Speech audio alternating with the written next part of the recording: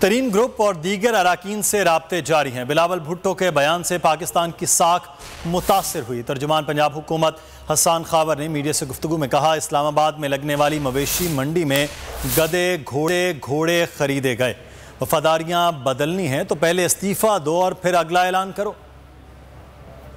ترین group کے جو لوگ تھے ان سے بھی بات چیت جاری تھی، باقی جو ہمارے ارکان پارلیمنٹ اور اسمبلی ہیں ان سے بھی بات چیت جاری ہے اور مشاورت جاری ہے، اور ان میں سے بہت زیادہ لوگوں نے ہمیں مکمل سپورٹ کا یقین دلایا ہے۔ دیکھیں، بلاول بھٹو صاحب کے بیان پہ میں یہ کہوں گا کہ سیاست ایک حد تک تو اچھی لگتی ہے، لیکن جہاں پہ وہ ملک دشمنی کی سرحدوں پہ چلی جائے وہاں پر اس سے اجتناب کرنا چاہیے۔ کہ یہ تو خیر سب کے سامنے پتہ ہے کہ جو منڈی وہاں پہ مویشی منڈی لگی اور جیسے یہ خریدے گئے گھوڑے گدے بکرے سارے، لیکن میں آپ کو پھر بھی یہ بات بتاؤں کہ ضمیر کی آواز جب جاگے اور اگر کوئی شخص یہ فیصلہ کرے کہ اس نے اپنی سیاسی وفاداریاں بدلنی ہیں، اس کو آپ لاکھ برا کہیں لیکن اس کا ایک طریقہ ہے، اور اس کا طریقہ یہ ہے کہ جس پارٹی کے ٹکٹ پہ آپ الیکٹ ہو کے آئے ہیں، جو امانت آپ کے سپرد کی گئی ہے، آپ اسے دستبردار ہوں، آپ اپنی سیٹ سے استعفیٰ دیں، اور اس کے بعد بھلے آپ جس مرضی کرپٹ پارٹی کے اندر شمولیت اختیار کر لیں، کسی کو کوئی اعتراض نہیں ہے۔ سبسکرائب کریں اور بیل دبائیں تاکہ کوئی خبر رہ نہ جائے۔